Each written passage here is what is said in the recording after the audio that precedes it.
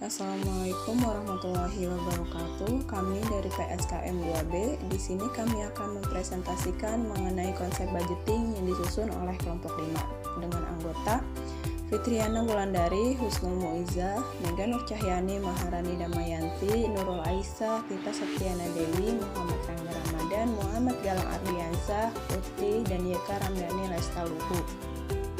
Anggaran adalah rencana tertulis mengenai kegiatan suatu organisasi yang dinyatakan secara kuantitatif dan umumnya dinyatakan dalam satuan uang untuk jangka waktu tertentu. Dalam hal ini, anggaran memiliki 7 tujuan, yaitu yang pertama, mencegah pengeluaran bagi aktivitas yang tidak dibenarkan undang-undang.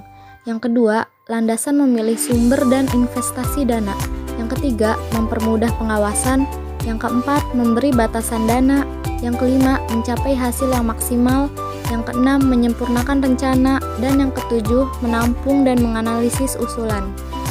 Fungsi anggaran menurut Mardiasmo, yaitu sebagai alat perencanaan, pengendalian, kebijakan fiskal, politik, koordinasi dan komunikasi, penilaian kerja, motivasi, menciptakan ruang publik, dan sebagai wujud komitmen.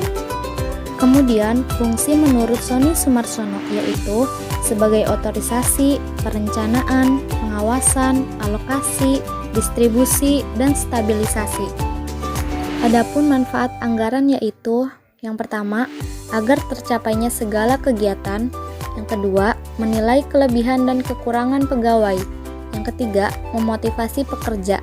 Yang keempat, menimbulkan rasa tanggung jawab. Yang kelima, menghindari pemborosan. Yang keenam, memanfaatkan sumber daya seefisien mungkin.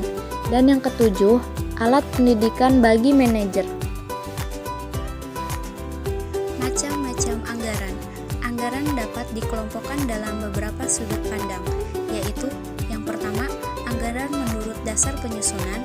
Kedua, anggaran menurut cara penyusunan. Ketiga, anggaran menurut jangka waktu. Keempat, anggaran menurut bidangnya. Kelima, anggaran menurut kemampuan menyusun. Keenam, anggaran menurut fungsinya. Kelemahan anggaran.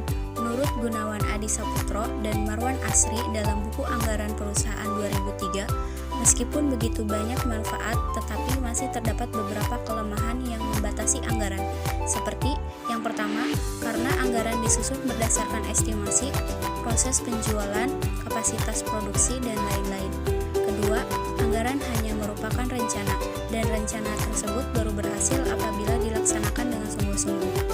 Ketiga, anggaran hanya merupakan suatu alat yang dipergunakan untuk membantu manajer dalam melaksanakan tugasnya, bukan menggantikannya.